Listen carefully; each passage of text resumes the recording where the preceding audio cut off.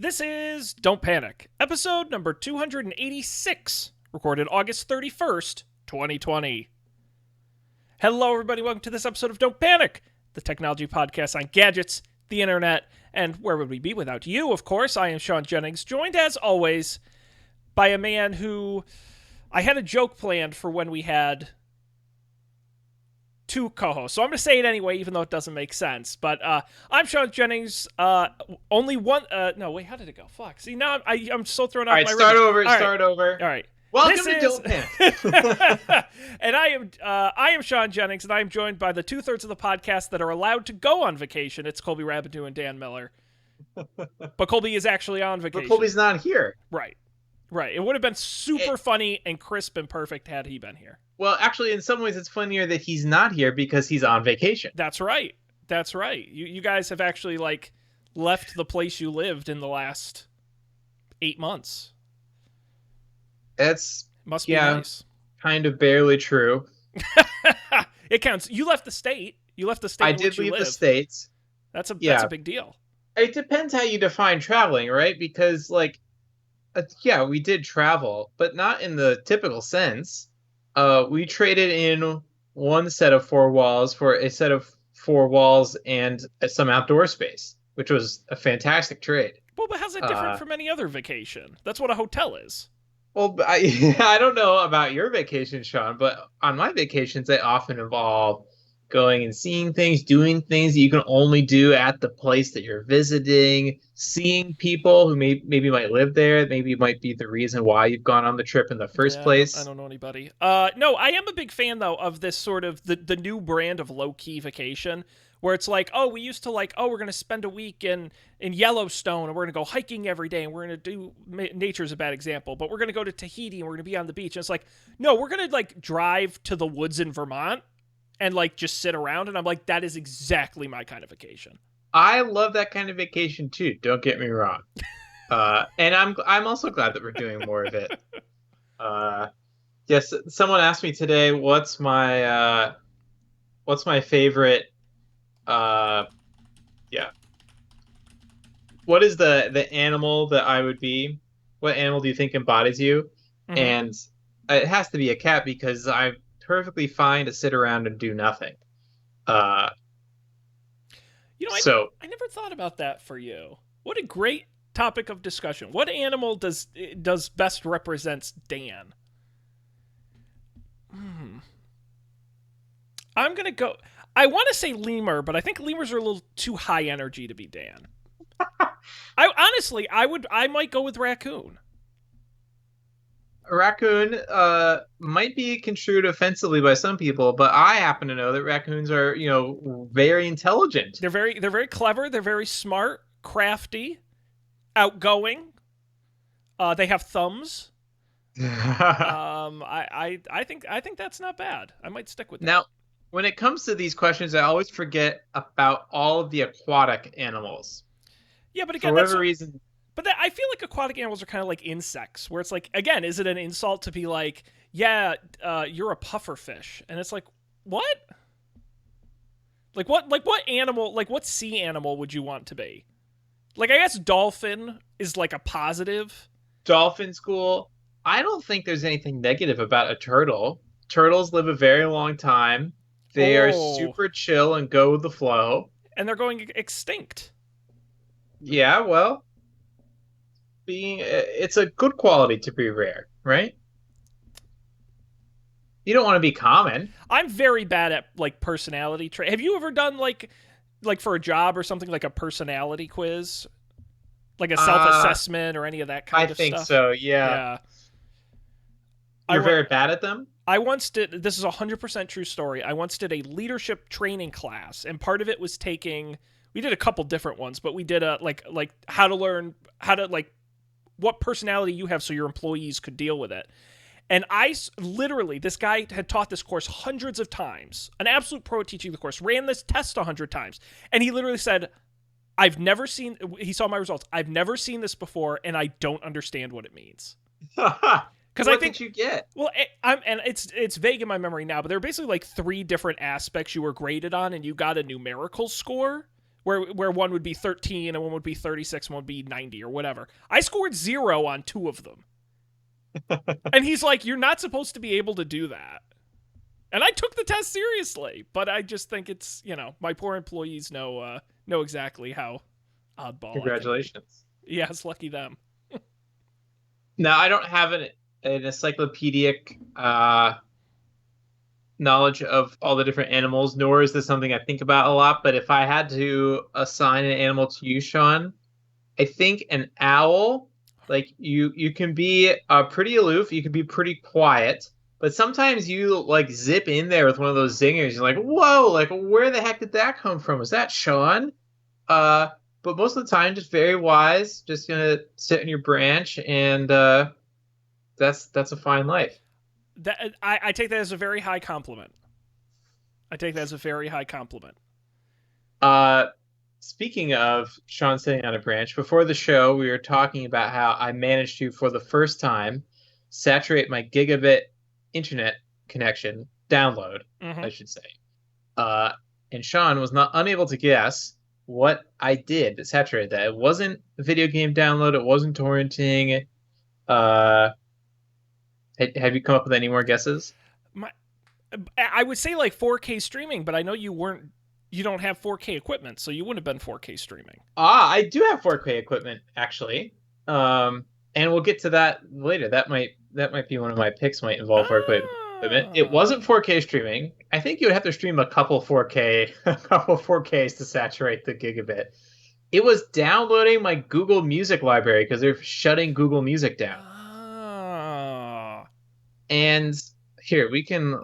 I was going to say, did you have a lot in that library? How big was that library? 21 gigabytes. Wow. Zipped. So, yeah, it saturated it for at least a minute. It was crazy, and I have the screenshots to prove it. If anyone doubts me.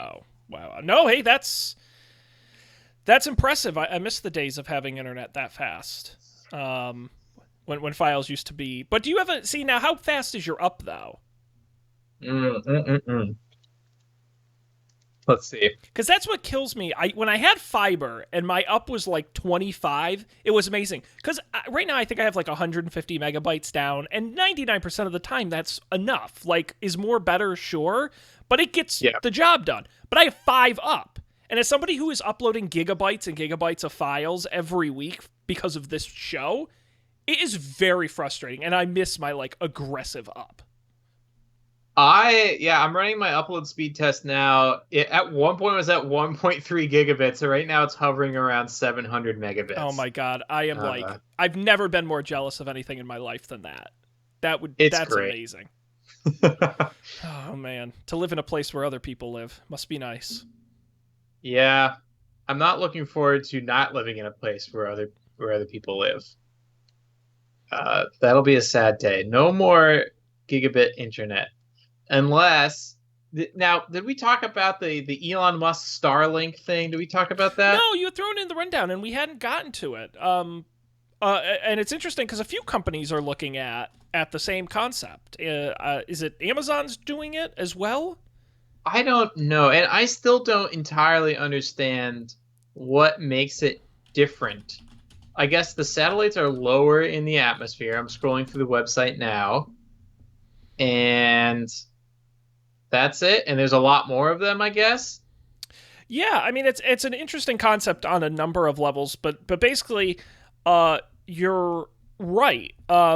It's a lower altitude, low latency internet connection. That could theoretically give internet to people all around the world with a single carrier. And it's not like gigabit internet, but it's like 50 megabits down was some of the speed tests I'm seeing, which is plenty if you're living out in a cabin somewhere. Like, that's way better. You are super fortunate to get like 10 megabits down from satellite right now, I think. Oh, satellite internet forget about it. And it's not even necessarily the speed, it's the latency. So to establish the initial connection is really what's going to kill you. I actually know And somebody who I has was satellite, and reading it's that the terrible. downloads on satellites are much faster than the uploads because the satellite has a much more powerful transmitter than your little satellite dish on your house has. Hmm. So the upload speeds are also going to be what sucks, which for this all remote world that we're moving to would be really unfortunate. Yeah, well, and I did. Starlink is SpaceX's program. They're targeting service in the northern U.S. and Canada in 2020. I'm sure that'll slip with COVID, but you get the idea. Satellites are about half as far up as normal satellites. Amazon got approved by the FCC for Project Kuiper, um, which is one of their an initiative to build a low Earth orbit satellite constellation capable of providing reliable, affordable broadband service. It's three Amazon's will be 3,236 satellites, and will reportedly cost more than $10 billion to set up for Amazon. That's a lot of satellites. It's an insane amount of satellites, and what's interesting on sort of the alternate sides of the story is astronomers are up in arms. Yeah, If yeah, all of sure. these satellites were theoretically launched, it would permanently pollute the night sky in a way that could almost entirely shut down Earth-based satellites or Hmm. Earth-based telescopes. And that's what's interesting to me about this is not that they're doing it; it's that there's literally and there's another company or two that are trying it. I'm going to see if I can find all of them, but they're literally, I mean, we're talking 10, 15, 20,000 satellites theoretically by the time all is done. So, what are the legal implications of this? Because space is infinite, but space around planet Earth is not infinite. So, who gets to decide like when we've run out of space? There, believe it or not, and this is true, there are space lawyers. There are lawyers who just specialize in space law. I am not one of them, but they do exist, and I don't know the exact rules. I know if your company is based in the U.S. and you're launching out of the U.S., you have to go through the FCC. Now, could you just base the company in India or a country where that may have the ability to launch spacecraft with lesser laws? I'm not entirely sure how that works. It's a good question. Hmm. OneWeb is another one. Um, as well. And what's interesting is it's not only direct internet to the people, but they also say it could be a backbone for 5G. It could be a backbone for other communication as well, not just internet access, other forms of data. Uh, yeah. So that was my adventures with gigabit internet, and I think that's pretty much all that happened. Since I guess it's been 2 weeks though, there's been some interesting tech thing that happened to me. But maybe there hasn't been. Has been any interesting tech stuff for you? Any banter? Any banter, Sean? Well, I was sick. That's why we didn't do the show last week. I had to get Right. tested for COVID. Now, my second test. Again, yep. I don't recommend it. I tested negative, but I still felt sick. So it really was a lose lose. Like, I felt like if I was going to be sick, I might as well test positive, but I still felt sick and tested negative. This is how my mind works. Right. So I felt like Now, are crap. I you was you're still getting quarantined. the one that goes deep into your brain when they do it? What's weird is the first time I had it done, they went in my nose probably up to about here, and I'm kind of pointing to like the middle bridge of my nose. So they didn't go all the way up into the brain, but they got up there.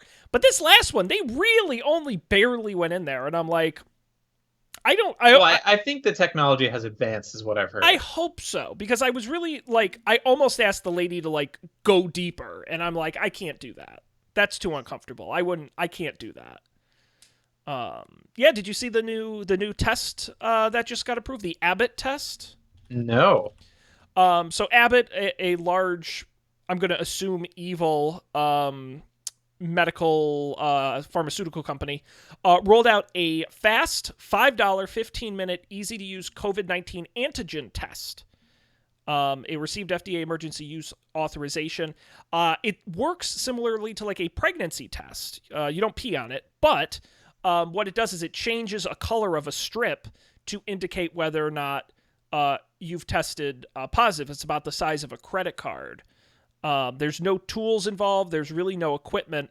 What's interesting is the way it actually works, and I'm trying to get the actual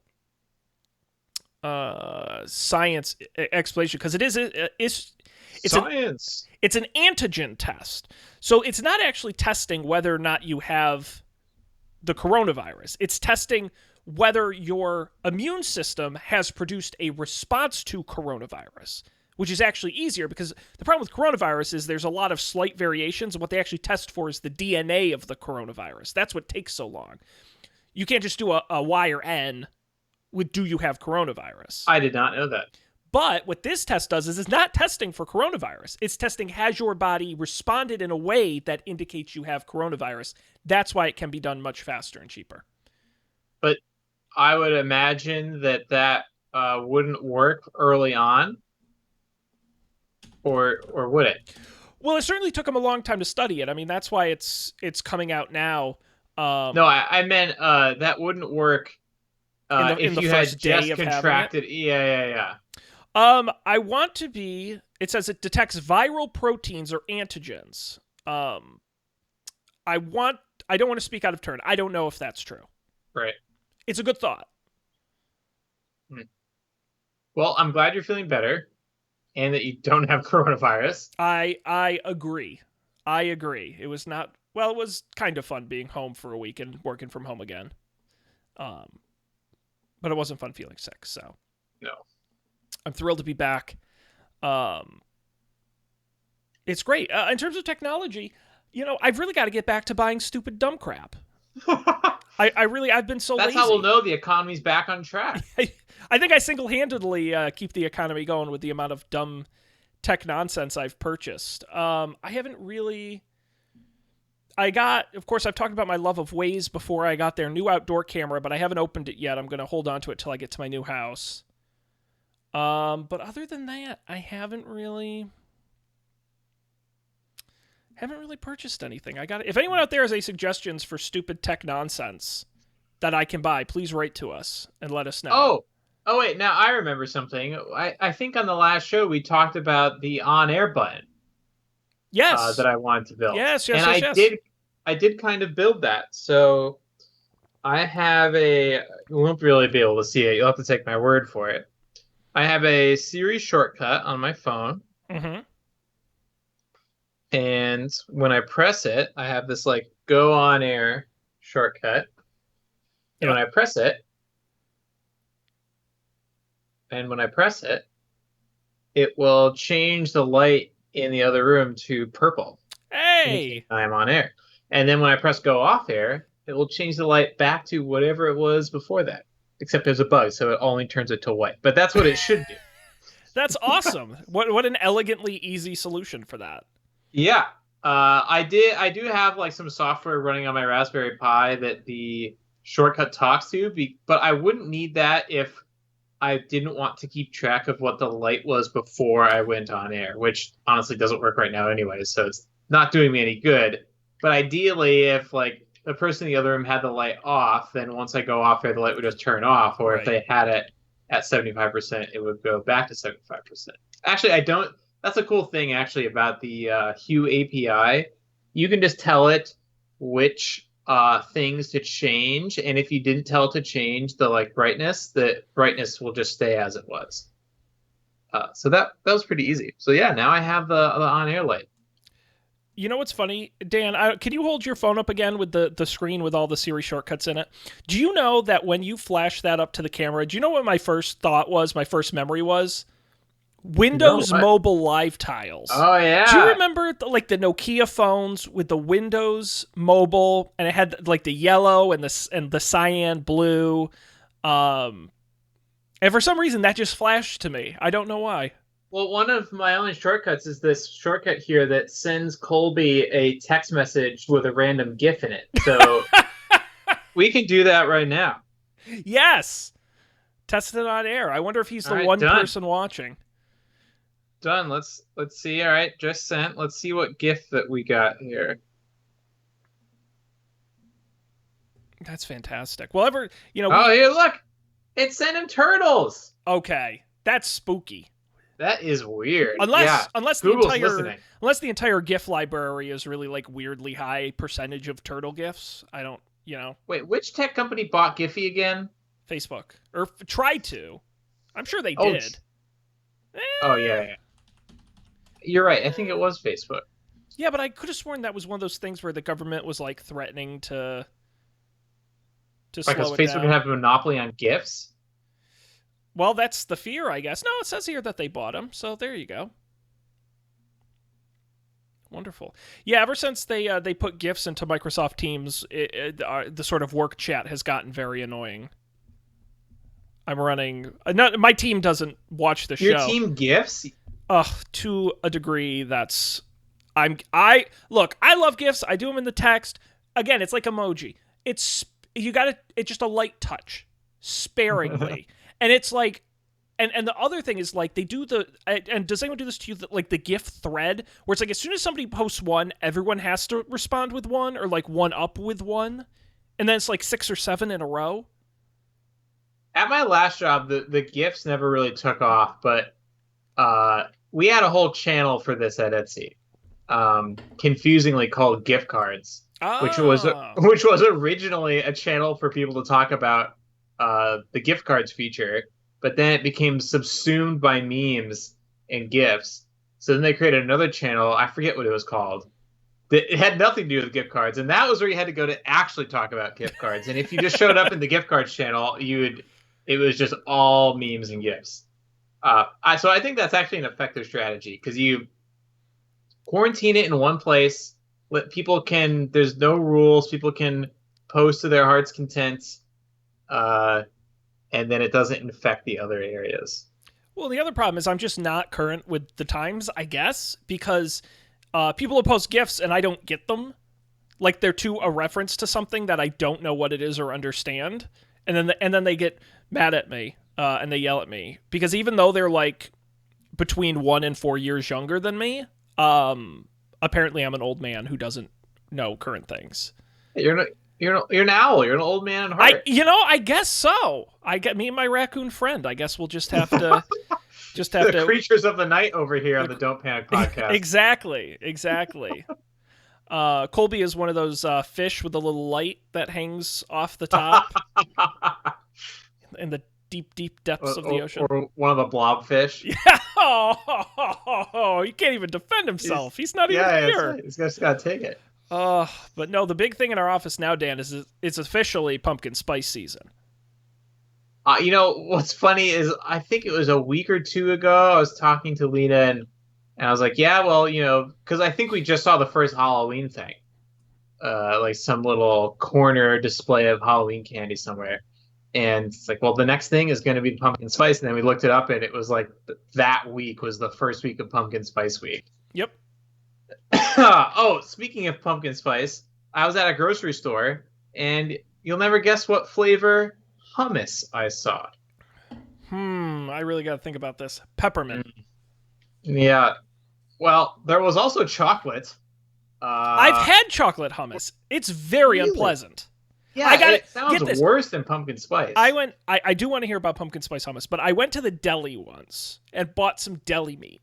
And then the lady at the deli told me, hey, by the way, Boar's Head is having a deal where if you buy a pound of Boar's Head luncheon deli meat, we're going to give you a free container of chocolate hummus. And I'm like, I don't want that. Like, I legitimately don't want this free thing. Wonder it's free. Well, and I'm like, how can they just but I took it and I ate some of it and I did not care for it. Oh my, yeah. Hummus is savory. Yeah, well, I've never looked at hummus and be like, I need a dessert version of this. And I asked the deli too, I'm like, what would you even like eat it with? And she's like, a strawberry. And I'm like, no, that's crazy.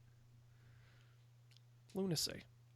Well, I didn't actually get the pumpkin spice hummus, so I can't report on what it's like. I once saw, I think the craziest pumpkin thing I ever saw was I once saw a pumpkin-scented dish soap. And I'm like, so all your dishes smell like pumpkins? Very, very bizarre to me. Never understood that. That's not what you want. No, and I don't even think, is pumpkin a good fragrance? Like, I get the taste, but is pumpkin a good smell? I Because I fall think it's smells are like good. if you gave me a pumpkin candle, I would be way more down with that than I would pumpkin hummus. Yeah, Or pumpkin spice hummus. Like a pumpkin spice candle, I would probably I don't know if I've ever had I think I had a pumpkin spice latte once, but uh I think I would be more I would use it is what I'm getting at. I well, would make use of that. but I feel like the spice is doing a lot of heavy lifting in pumpkin spice. Like I feel like that candle would smell like cinnamon or something, you Hmm. know, sort of that accompanying spice Right. scent. I mean, I like a pumpkin pie. A pumpkin pie is a great pie. I don't know if you and Matt would agree on one of your crazy brackets, We're but not the FDA has said we can't do any more food-based brackets. The government shut us down after we screwed up so many times. They said never again. Never again. it's not surprising. Nope. Someone had to stop us. We were out of control. Um Dan, let's see what's in the news here. Not surprisingly, for 2 weeks of news, there wasn't a ton of stories that were real slam dunk. It was a lot of kind of Well, everyone, yeah, we could keep like every podcast. We could just spend the entire time talking about the epic Apple showdown, yeah. Well, the Apple Epic it was a showdown. lot of that, and it was a lot of like social medias and misinformation and political and like that whole sort of thing. And I'm like, to me, that's just a bummer, uh, and it bums me out. So I try to come up with some interesting stories that weren't that, but we can also talk about Epic and Apple. I mean, I think we have to talk about that. All right, if you insist. Yeah, let's start there. A couple different angles on this. A couple weeks ago, we talked about Apple's fight with Epic and the folks at Fortnite. Um, they went to court. We got a result. The judge will protect the Unreal Engine, which is what we talked about, which is Epic's software that runs the back end of a lot of other games. They said the Unreal Engine must continue on the App Store, a temporary restraining order in that case, but said Fortnite does not have to. Not long after that, Apple announced that it intended to cut off Epic's developer accounts this Friday, the 28th. So Unreal Engine will continue, but Well, and theoretically, specifically, what the judge said was like, you know, uh, Fortnite could be back on the App Store whenever Epic wants it to be. yes. They'll just make less money. Yep.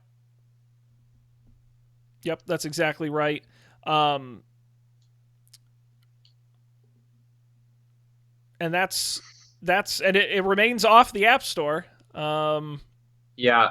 So there's a couple interesting things. One is that Fortnite, like a lot of games, I've never played a game like this, but a lot of them exist, operates now on seasons. mm, So every 3 months or whatever it is, you get the new features and the new content, and like people start over for their ranks and stuff.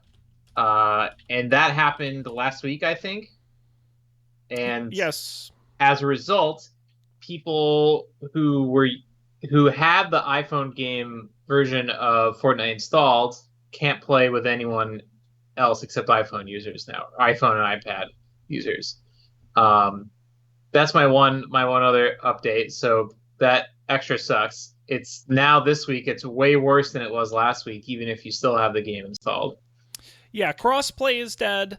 And in addition, as you mentioned, playing in the seasons, I believe it's season 3 or season 4, will not be consistent device to device. They're not rolling out the new seasons for apps that were acquired through the Apple app or Google Play Store. On an Android device, for example, the only way to get the new season is to download essentially the APK through Fortnite's own site, through Epic's own site. Now, I'm surprised. This is something I meant to look up, but I haven't. I'm surprised that Apple or that Google has the same in-app purchase restrictions as Apple does. Is that true? It's like effectively the same thing, same cut. Uh, I I want to say it's the same percentage. Yes, they do take a significant cut like Apple. Is it exactly 30? I couldn't I'm pretty sure it is. Okay.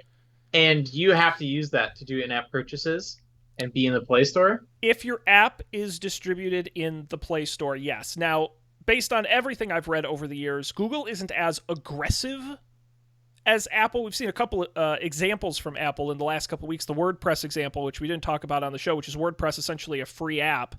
They were, how did it work? They were offering services via the website, but could be redeemed within the app or something along those lines. And Apple insisted on taking a cut, even though they weren't really selling it through the app. It was a very sort of suspicious gray area case.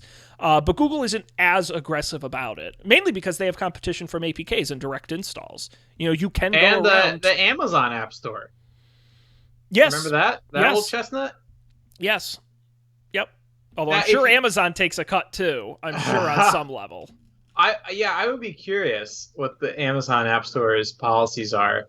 But can you even... I don't think you can just install the Amazon App Store without, like, rooting your phone or something like that, right?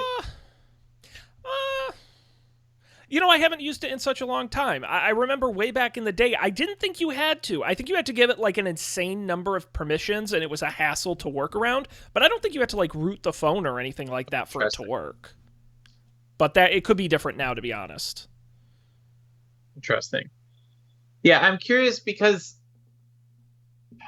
like, it's clear that Apple's leverage points are much more obvious than Epic's are. Mm-hmm. But Epic is doing it too, right? Like, if Epic really had the consumer's best interests at heart, first of all, the consumer doesn't give a crap about your how much money you make or how much your revenues are cut into. And if they wanted to, could Epic not release its own APK for Android that does give the 20% discount and does and they've done that. But now my understanding of it, I could be wrong, is that I thought they had pulled everything. Or do they also have an APK that you can download? So they have a separate... Oh, boy. You can tell we've done a lot of research. We played a lot of Fortnite. Maybe next time Colby's not here, Sean, you and I should have played Fortnite the whole time. Oh, my God. What a fantastic disaster that would be. Let's see here. EpicGames.com. So there's the Epic Games app that you install, and then you can install it through that app. If I understand it correctly, and get the updates through that app. So you're not downloading it directly. You're downloading the Epic Games app, not through the Google Play Store. Oh, I see. So interesting. I didn't know that. Similarly, if Epic wanted to, they could offer Fortnite on the Mac, not in the Mac App Store. But my understanding is they have not done that yet. Mm-hmm. So the Mac people who are especially screwed because they were never subject to this. Like, there are no in-app purchases in the Mac App Store. Right. So they were never subject to this. And now they are paying the price of the iPhone users just because they're associated with Apple, which kind of makes sense, but kind of doesn't, because it's pretty analogous to the Google APK situation. But is Fortnite not available for the Mac through Epic? That was my understanding, but I could be wrong about that too. Let's see. I don't know either. I don't know how any of this works. PC Mac. I'm on the Epic Games website. Oh, I gotta sign in? Oh, it does let me download it. Okay. Right now. Maybe they do. I mean, again, it's like, on one hand, you're right, Dan, where it's yeah, it would be good for the consumer if they could buy stuff and not have to worry. But also at the same time, I mean, Epic was pretty clear that they want their own app store, their own purchase store within the game, where they can profit on reselling stuff within the game. I mean, is that in the player's best interests? So I guess because their Apple App Store SDK, their Apple SDK license was revoked, they can no longer do new builds of Fortnite Yes. So the Mac version is also the old version. They have not updated it for the new season Yes. or chapter, I guess they're calling it. Mm-hmm. Anyway, sorry, what were you saying? No, I was just saying that it is kind of I don't think bullshit is the right word, but I think it's Epic in this altruistic sort of Apple shouldn't be taking 30%, which is debatable, and I'm not 100% disagreeing with that position. But really, the truth is, they want a way to sell even more to players. One of the most profitable games in history. They want an app store. I mean, they want a purchase store within the game, where they, instead of Apple taking any of the money, they keep 100% of this virtual sale of items and generating even more billions of dollars than they already have made off this game. So, on one hand, should Apple be getting 30% of it? No, but should Epic be getting 100%? I don't know. I think, if you want to look at a glass half full, are Apple's rules keeping apps to some degree from overcharging customers? Maybe. I don't know. And like I said last time, like I do think this is pretty analogous to video game consoles. But something I've been reading and hearing more about in other podcasts is how one big difference between the way that video game consoles works and the way that that Apple works and Google is that video game consoles makers are much more in on this idea that like, hey, you make a great game. We have a console. We want your game on this console. How can I get you into this brand new console? Mm-hmm. Like, what's the deal that we got to strike? And it's less about the perception of it being fair for everyone, or sorry, not fair, the same rules for everyone, which it isn't. But Apple needs to seem like it is for the antitrust stuff right now. Of course, in reality, they're just making it way worse for themselves. But in a actual functioning market, Apple would be like, okay, what about 20%? What Well, about right. 15%? What's the right number? Exactly, because Apple wants Fortnite on the App Store. Epic wants Fortnite on the App Store. Consumers want to be able to play Fortnite on their phones. But but also, I think, but the other thing is that consumers want to be able to trust apps. Today, when I am in an app on my iPhone and I buy something, whatever it is, I trust I'm getting what I'm paid for, because to some degree, it's not scraping my credit card number. It's not going to be some fly-by-night thing. It's been verified by Apple to the point where they're actually taking a cut. So I at least know they have stake in the game. They have skin in the game. And so, should their number be 0 and they just don't care and you can buy it with PayPal or Bitcoin or whatever random crap in the apps? I don't know if that's the right answer, but their argument, and Apple's argument, is that we need the 30% because the App Store costs us money. There are people who distribute free apps with no in-app purchases that it costs us money to distribute. Now, again, is it worth 30%? That's debatable. But, I also understand the argument that they should be taking something. Oh, I completely agree that they're well within their rights to take a fee. And I remember making this argument in the last show that I would much rather pay for something via a trusted third-party service. That's why you see PayPal on all these websites and stuff. Even though like they have your credit card, like SSL, hey, it's like Norton antivirus, secure e-commerce. People still use PayPal all the time. Yeah. So I think that's totally true. And at the end of the day, there is a number at which, like, yeah, you know what? It's more expensive we make less money on purchases on the iOS store, App Store. Why did I say that? But we would make even less money if we didn't use the Apple system. So it's a good deal. Well, for some developers, it is. I mean, some developers are happy paying the 30% because they get a lot more purchases that way.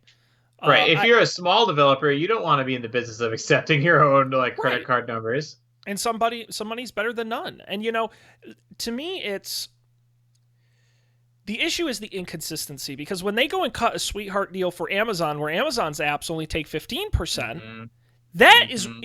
and you see it with all these individual apps where they have some rules for some people and some rules for others, and if you're in their pocket, you get that's I think where the issue comes in, and maybe it's, and I don't know if you have any thoughts on this, but maybe it is time to really reinvent how the App Store works.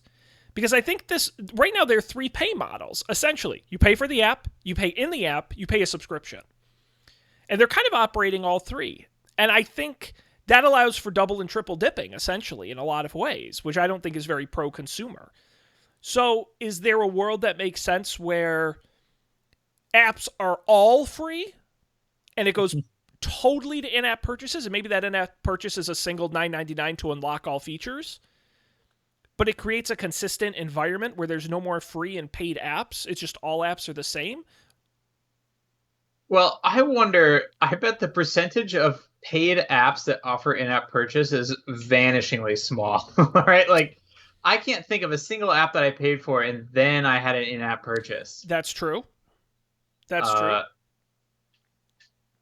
so like really, maybe it should be the other way around, but we lived in that world for a while, Well, and this seems much more profitable for the app makers. and I do think in-app purchases has. Do you remember back in the old iPhone days when there used to be two versions of every app on the store, the free version and Yep, the paid version, and they've essentially yep, eliminated that yep. That with an sucks. unlockable in-app purchase. Um, yeah, I don't know. I mean, I think it's a really tough spot to be in, but Google's facing the same thing. I mean, these companies got to figure out how finances should work in this new sort of digital app-based environment. I I think that the way that it works on the Mac and to a lesser extent Windows is pretty good. Where there's an app store and it's the most convenient way to get an app, paid or otherwise. Mm-hmm. Uh, Most people will only ever get their apps from the App Store. Some people can get apps from other places, and there's tiers. Mm-hmm. You can host an app that has been signed by and verified by Apple, and like signed cryptographically to say that Apple did verify it. And your computer, like you download that program, you boot it up, and your computer will just run it. Or you can download apps that don't have that at all. But in order to do that, you have to jump through a lot of hoops. Like again, for most Mac users, I forget what the check, but the gatekeeper checkbox was like allow unknown, potentially dangerous apps to run on this computer. Mm-hmm. How many Mac users actually check that box? I bet it's pretty small, and I bet it would be way smaller on the iPhone. Mm-hmm. Uh, Now, and again, because especially if you had better parental controls on the iPhone, which maybe they do at the facility, where like, hey, you as a kid, you can't install. I guess you can't install apps at all, depending on your account. And Uh, yeah, you can limit both apps downloads at all and also the ability to make financial transactions. right. So if you disabled like a kid's account, then like if they want to download Fortnite, now the parent has to be convinced by Epic that their app actually is safe. And maybe that's a thing Epic's willing to invest in, and that's fine. Mm-hmm. And then if you're willing to do that, then maybe you don't have to. Well, see, but that's the thing. See, then as soon as you do that, like, okay, well, what if they don't use Apple Pay? Uh, then how would you, as a parent, restrict in-app purchase? Right, right. When they have to put in a credit card number or something Right, like that. I mean, right. So then you, as Epic, you have to solve this problem. You get parents writing in saying, "Hey, I'm not going to download this app onto my kid's phone unless like you can build in these parental controls." And that's where I think once you understand it at that level, when people say, "Oh yeah, Apple offers a value add," it's like, yeah, for these all these edge cases, what does it mean to transact money in Swiss francs mm-hmm. and transfer it to USD? Apple takes care of that for you. Epic, yeah, they probably have some sort of solution for that. They But have their Swiss bank account, and then the accountants transfer it. But what's wild is, to me, so many of these things are very pro-business and anti-consumer. And by that I mean, cutting Amazon a better deal because they're Amazon. And to me, it should almost be in the reverse. Like, what comes to mind for me is a tax bracket type situation where the smaller you are, the less fees you pay. Where if you're a really small developer, you pay 5% to Apple. Apple should be incentivizing small app developers. And when you're Amazon and Epic, you pay 30%. Because you can. And because Apple can make you, because you're using more of their server power, because you're using more of their resources. Why should you be paying less? That's now, a I good also point. realize that would never happen in reality, because that's not how business works. Well, no.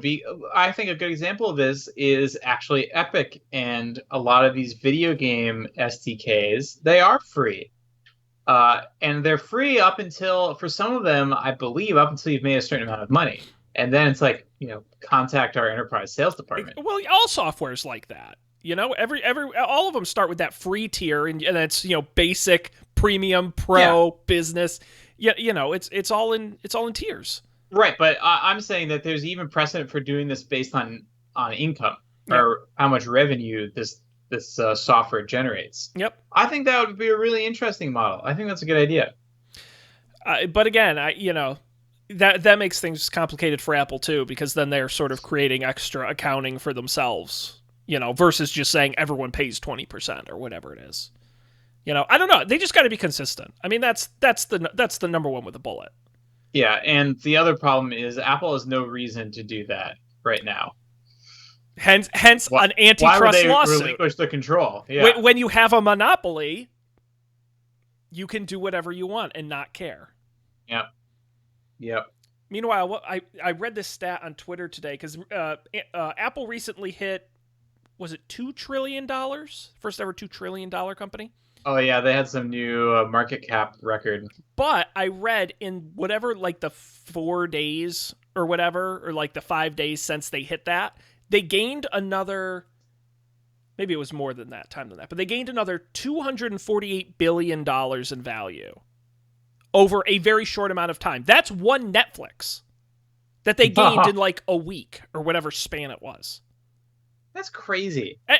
Money's just made up. Like, I don't get it anymore. Yeah, because it's not like Apple doesn't seem like a big growth stock to me. But what do I know? Well, part of it is they just make so much cash. That's what it is. A company like Netflix spends a lot of cash and doesn't make a lot of cash. Right. A company like Apple just has literally stacks of money just hanging around.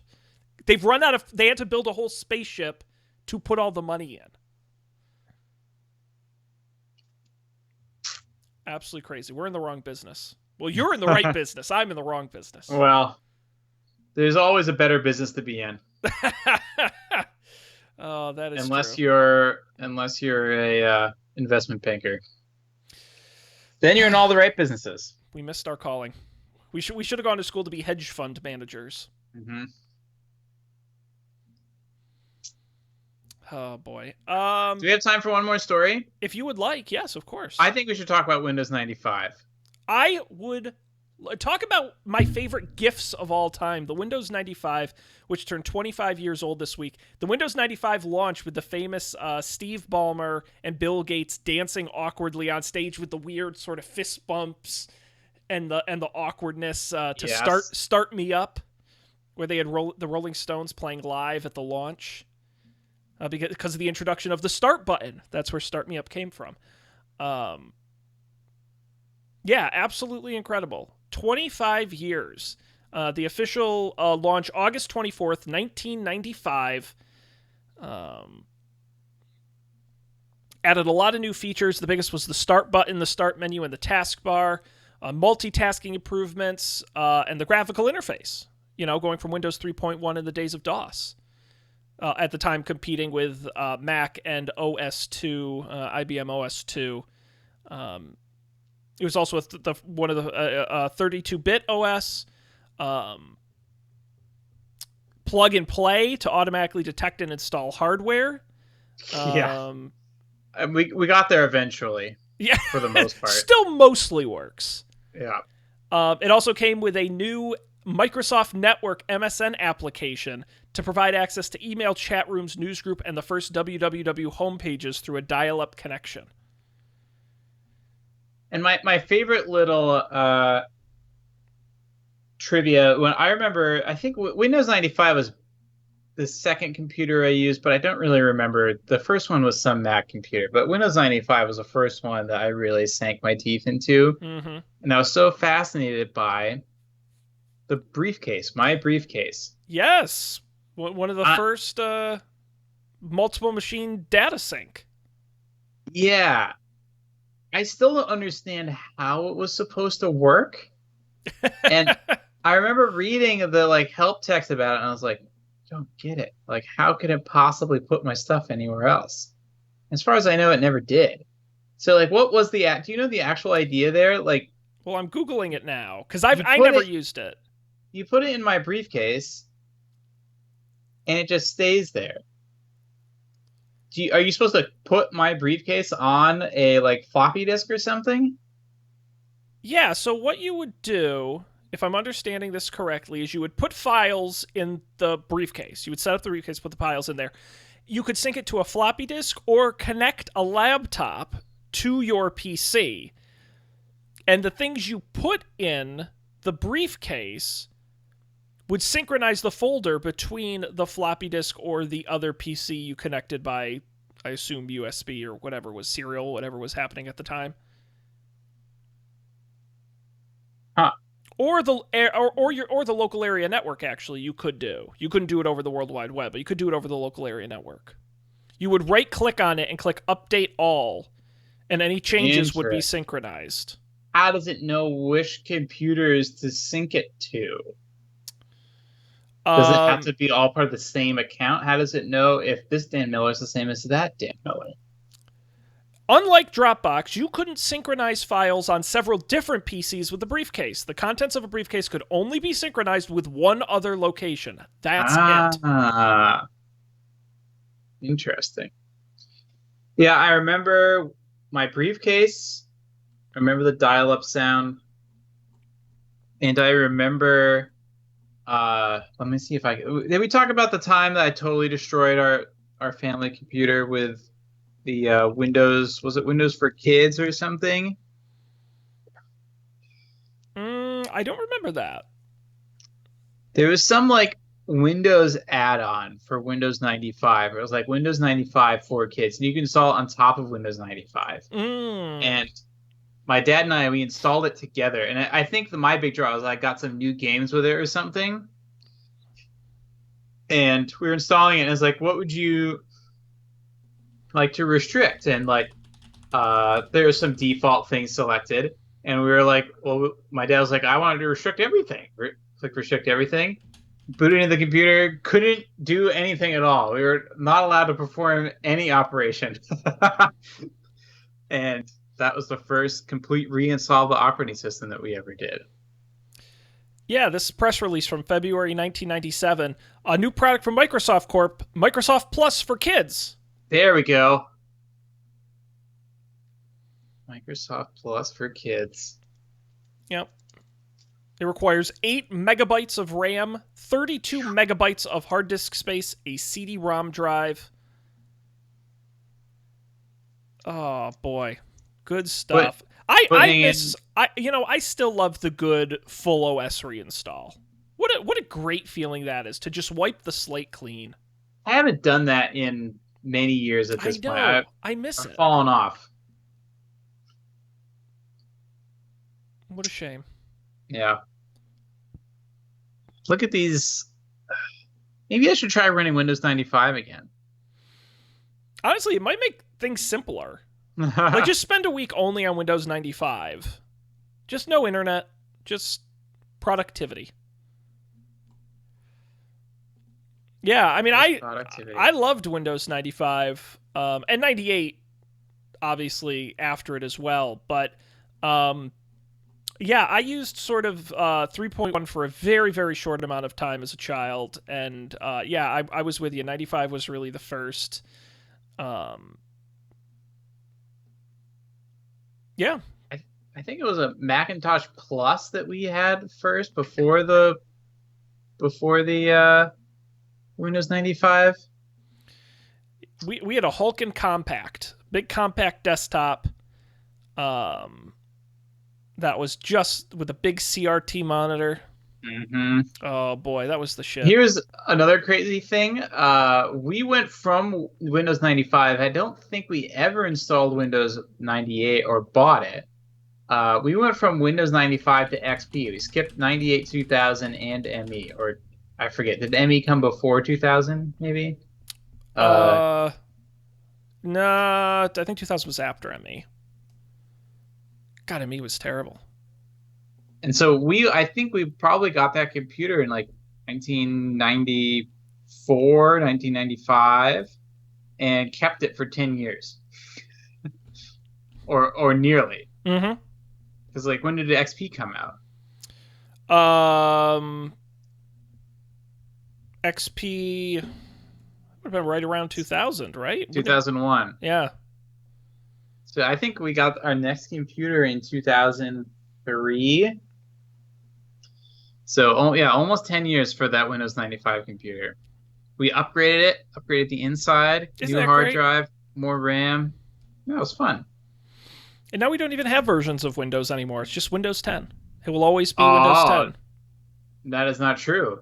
I learned that. So I've been doing all the work for my program on this Windows desktop, but I miss being able to do work from the couch. So I was like, oh, but you know what? I could use remote desktop, Windows Remote Desktop, one of Yeah. the best remote desktop things I remembered. Not anymore. No longer included as part of Windows 10 Home. You need to upgrade to Oh, Windows 10 Professional. yes. I forgot they Uh, still had that difference. yep. Very silly. And it costs like $100+, and all I want is that one thing. All I want is that one thing. But you could. Why don't you just Miracast it? What is that? I think it's the company they bought. But basically, there's a it's the built into Windows wireless desktop sharing. It's sort of like Chromecast, but for Windows. And can you control it? You can like. It only shares the screen. Right. But, if you have your mouse and keyboard, I mean, you can still. You can type things into it from the remote computer, and it will affect the. Well, as long as your mouse and keyboard can connect in the same, because you're only are you sending it to the TV in the other room? No. I want to be on my laptop in the other room, controlling this desktop, so I can like use it to do stuff. Oh yeah, from the couch. No, that won't work. That won't work. Oh, okay, damn. Never mind. Never mind. I was surprised. If you have any recommendations for that, I was sure. I was like, oh, there must be some like free open source thing that is good enough. I've never found anything that really worked. I've tried a bunch of stuff, and I never found anything that worked great. That sucks. I mean, theoretically, you could set up. I mean, Microsoft Teams comes to mind, but you could just set up an account, call yourself on the other device, and set up screen share with remote control. Yeah. I mean, theoretically, I don't see why that wouldn't work. Maybe. The only thing is, I don't know if you can call yourself, so you may have to make 2 accounts. But any sort of like screen sharing software that gives you control, like that. But I can't think of anything dedicated. The last thing I just want to quickly mention, the Microsoft Entertainment Pack was my big Windows 95, 98. Yeah. Do you remember that? With a Ski Free, Tetris, Chips Challenge, Tetravex, Jez Ball, Rodent's Revenge. What was Pipe the Dream? space? What was the space pinball thing? That was XP. Oh, that was XP. Okay. That was XP. It was like the one game that came with it, which was very weird. I think it was like 3D Space Pinball or something like that. Right. I forgot about that actually until you mentioned it. So weird. And now I'm remembering, wasn't there like a Windows Entertainment Center edition or something? Yes, which was supposed to, like Plex or something, that was supposed to like run a PC at your TV for like movies. Right. And it was like basically Windows Media Center on steroids. Right. Yep, that came and went. I mean, we could do a whole hour on just defunct Microsoft. Don't even get me started on Microsoft Bob. I mean, we got plenty of stuff. Windows Media Center, yeah. Discontinued as of Windows 10. I didn't realize it lasted that long. Yep. How would you feel if you were the person who spent untold hours logging all of your media into that server? Feels bad, as Colby Sure would say. does. Sure does. Yeah. Um. Alrighty, Dan. Do you have a pick this week or no? Oh yeah, I do. Sorry. Okay. Well, while you're Do you typing want yours do you in, want a TV pick or a book pick? I don't have a preference actually. I think both are great. I've been watching a lot of TV, so I don't know if that means I should watch more or I should read a book. Okay. You tell me. But while you're typing that in, I'll go first quick here. Dan, I know you're like me. You write a lot of personal checks. Yeah, tons. Just all the bookkeeping, just all the checks. But what happens when you run out of checks? You got to order more checks. And so there are lots of services out there that did it. I just had to order more checks. I use Checks in the Mail at checksinthemail.com. Wait a second. You don't have to order checks through your bank? No, there's nothing proprietary. As long as you give them your account and routing number, there's nothing proprietary about a check. How do you think people get like Garfield checks and like? Wait, could I just print my own checks then? If a bank it would accept it, yes. I mean, there are like security features and things in the professionally printed checks to like stop people from forging your information and printing their own. So would a bank accept it? I don't know. But there are like 100 companies online that will print you checks. And sometimes they're cheaper than your bank. Banks don't usually make a lot of money on the checks, so they're competitive. But I just like, they have a lot of options. Checks in the mail. What I liked about Checks in the Mail, they were fast. I was surprised at how quickly they turned around my checks. The price ended up being really good. I got a couple hundred. But they have like the ones that tear off at the side, and they've got in all different colors, and you can like even customize like different fonts and stuff on them. You can really go crazy if you want. Of course, they charge you for all those upgrades, but yeah, basically. What kind of checks did you get? I got the really boring basic ones. Unsurprisingly, I would show you my checks on camera, but they have my routing number on them. No one needs to see that. But no, I got the very, very basic ones. But there's some on here that are aggressively terrible. Like I literally was like, should I get like Betty Boop checks? Like just like some of the, or they had like Star Wars checks and all kinds of. Now that you're saying this, I remember seeing catalogs for this as a kid. You get all the different designs, and I remember thinking, wow, you must be really cool if you have different designs on your checks. Well, and now they're all like you can get Despicable Me checks. I'm just on their website now. Like it's all, they have modern, like Frozen checks. Oh my god. And what's crazy is you buy them in like a book of 100. So like 100, how long does it take you to go through 100 checks? And you're still like, oh, I still want Moana on my checks. Yeah. Many years for me, many years. I went with the very boring. I really wanted to go with the side tear, just because I think those are fancier. That sounds convenient, yeah. But they didn't have any designs I liked. But anyway, reasonably priced, and they come fast. So check it out, checksinthemail.com.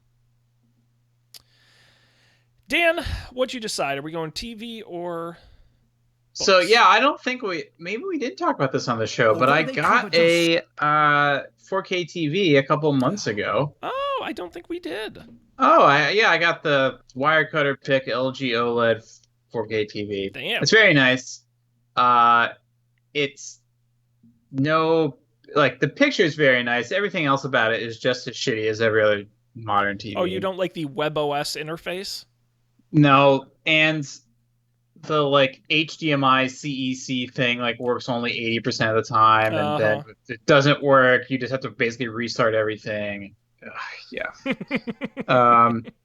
Anyways, there's been very few things that I've watched where I've actually noticed that it's 4K, and maybe this might even be the only one. I think honestly, the sound system upgrades have made a bigger difference than 4K for me so far. Maybe that'll change with 4K consoles. But the one thing I have been watching just over the past couple of days and really noticed was the Our Planet series on Netflix that David Attenborough narrated nature documentaries. Get right into those insect eyeballs and see all the little crazy fractal things, and they get these crazy shots inside the tunnels with the ants and looking out over the glaciers in Antarctica. This has been really cool. It's super impressive on a 4K TV. I'm sure it looks great otherwise, but this actually makes use of all of the different details and pixels and colors. Like you do the jungle episode, you have these birds with these crazy colors, like black bird with a big green spot on it, and OLED TV, it'll look pitch black with a great green spot on it. So yeah, check out Our Planet. I don't think it's even technically full 4K on Netflix. Isn't there a super HD thing like? It depends on when it was shot. These days, they are shooting all new original content in HDR 4K. They'll tell you. Do they stream it in 4K though?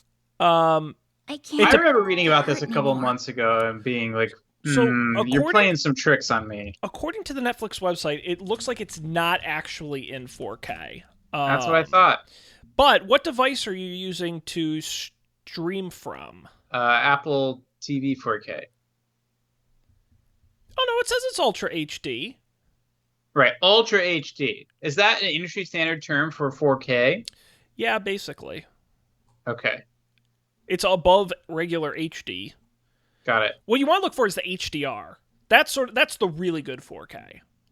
Yeah, which the other confusing thing is for a while I was like, oh man, like it's Dolby Vision and not HDR, but Dolby Vision is HDR. Right. It's like a superset. They're very similar. Yep. Well, no, that's a great pick. I agree. Nature stuff in general just is awesome on 4K. That's what sells it. Yeah. I think it's also because you really know what it should look like. Yes. Well, and again, if you shoot something in a studio where it's properly lit and all this stuff, it's like, how much better can it look? You know? But Dan, can I give you a follow-up series that I think is one of my best recent things I've watched in 4K? And it's a nature thing. Amazon Prime, assuming it streams 4K on your device, it does on my Roku 4K. Reality series World's Toughest Race, Eco Challenge Fiji. Terrible name. But basically, the Eco Challenge was one of the first reality shows ever to air on television. And it was basically, it's Survivor and Amazing Race and a few other things mixed together. But basically, it's an ultra endurance race where over the span of 10 days, they have like 60 teams of 4 people each that have to travel over 700 miles in a 24-hour nonstop race through canyons, through woods, through rivers, through just the most... honestly, it's the most insane thing I've ever seen. They shoot the whole thing. They just brought it back. New season this year. They hadn't done it for a while. All shot in 4K. Looks amazing. And it's 10 episodes on Prime. Very, very compelling television. What is it called again? World's Toughest Race, Eco Challenge Fiji. But you can probably just search World's Toughest Race on Prime and you'll find it. Yeah. And I know they're doing another season next year. But I binged it so quick. Because it really, this is I watch reality shows and I'm like, oh, I could do that. Oh, that's like even... Survivor would be hard, but it's like I could survive. It's not, like Amazing Race. I watched this and I'm like, I would die doing this. Like I would literally die. And it looks amazing. So check that out if you're bored.